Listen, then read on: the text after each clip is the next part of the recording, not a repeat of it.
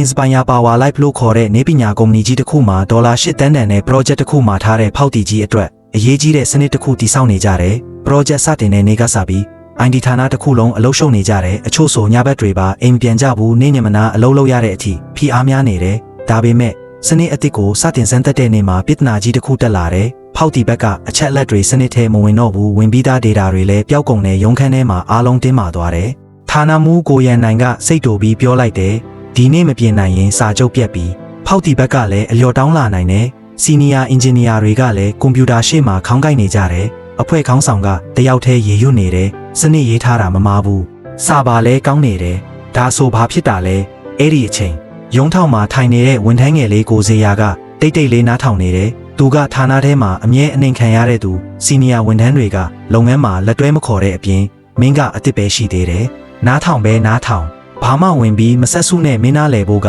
အဝေးကြီးလိုသေးတယ်ဆိုပြီးမကြာခဏပြောခံရတတ်တယ်ဒါပေမဲ့ကိုစေယာကပညာအရန်လိုလားခဲ့ပြီးစိတ်ဝင်စားမှုရှိခဲ့တော့ညတိုင်းစနစ်ပိုင်းတွေ system တိဆောက်ပုံတွေ data စက်ကြူရဲ့ဒီအပိုင်းတွေကိုအမြဲလေးလာနေခဲ့တာပါသူခဏလောက်စဉ်းစားပြီးဖြည်းဖြည်းချင်းပြောလိုက်တယ်အကိုကျွန်တော်တခုပြောကြည့်လို့ရမလားစီနီယာတယောက်ကချက်ချင်းပြန်ပြောတယ်အခုအချိန်မှာဟာဒလာလုံးနေတာလားနှစ်ပေါင်းများစွာအတွေ့အကြုံရှိတဲ့ဝန်ထမ်းတွေတောင်ဘာမှမလုပ်နိုင်ခဲ့တာလို့ပြန်ပြောပါတယ်ဒါပေမဲ့ဌာနမှူးကိုရန်နိုင်ကလက်နဲ့တားပြီးပြောပါစေကိုစေယာကွန်ပျူတာနားသွားပြီးလက်ရှိဖြစ်နေတဲ့စနစ်ကိုတေချာလေးလာပြီးစစ်ကြည့်တယ်ခဏအကြာ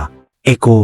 စနစ်ထဲကိုတပြိုင်တည်း workers တွေအရန်ဝင်လာတော့ memory ကမနိုင်ပဲရက်သွားတာထင်တယ်စီနီယာတွေပါဆက်ပိတ်သွားကြတယ်ကိုစေယာကဆက်ပြောတယ်စာပါကမပြတ်ပါဘူးဒါပေမဲ့ data process လုပ်တဲ့အပိုင်းမှာ limit ကျော်သွားတာအဲ့ဒီ setting ကိုပြောင်းကြည့်ရင်ရနိုင်ပါတယ်စီနီယာတယောက်ကမယုံတယ်လို့မေးတယ်တေချာလို့လားကိုစေယာခေါင်းငိတ်လိုက်တယ်ကျွန်တော်မင်းညကလော့တွေကြည့်ထားမိလို့ပါဌာနမှူးကချက်ချင်းပြောလိုက်တယ် okay သူပြောတဲ့အတိုင်းစမ်းကြည့်10မိနစ်လောက်အကြာ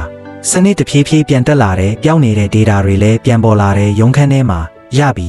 system ပြန်ကောင်းသွားပြီဆိုတဲ့အတန်တွေထွက်လာတယ်အားလုံးတပ်ပြင်းချလိုက်ကြတယ်ဌာနမှူးကိုရန်နိုင်ကကိုစေယာကိုကြည့်ပြီးမေးတယ်မင်းဒီလောက်အထိဘယ်တော့ကလေးလာထားတာလဲကိုစေယာပြုံးပြီးပြောတယ်အလုပ်ပြီးတိုင်းကျွန်တော်အိမ်မှာဆက်လေးလာနေခဲ့တာပါစီနီယာတွေတိတ်သွားတယ်တစ်ချိန်လုံးပဲသူမှအရေးမထားခဲ့တဲ့ဝန်ထမ်းလေးကဌာနတစ်ခုလုံးကိုကယ်တင်ပေးလိုက်တာအဲ့ဒီနေ့ကစပြီးကိုစေယာကိုဘယ်သူမှအရင်လိုမဆက်ဆံတော့ဘူးအစည်းအဝေးတိုင်းမှာဇေယာမင်းမြင်ရောဘယ်လိုရှိလဲဆိုပြီးမေးလာကြတယ်ဘဝမှာတိတ်တိတ်လေးစူးစမ်းနေတဲ့သူတွေကိုအပြင်ပန်းကြည့်ပြီးမဆုံးဖြတ်သင့်ဘူးဘာလို့လဲဆိုတော့အခွင့်ရေးရလာတဲ့ဒီနေ့မှာသူတို့ကလူတိုင်းမဖြေရှင်းနိုင်တဲ့ပြဿနာကိုတောင်ဖြေရှင်းပြနိုင်တယ်လို့ပဲလူတိုင်းမြင်တဲ့အခက်အခဲတစ်ခုကိုမမြင်နိုင်တဲ့နေလန်းနဲ့ဖြေရှင်းနိုင်သူကသာတကယ်အောင်မြင်သူအဖြစ်ရပ်တည်နိုင်တယ်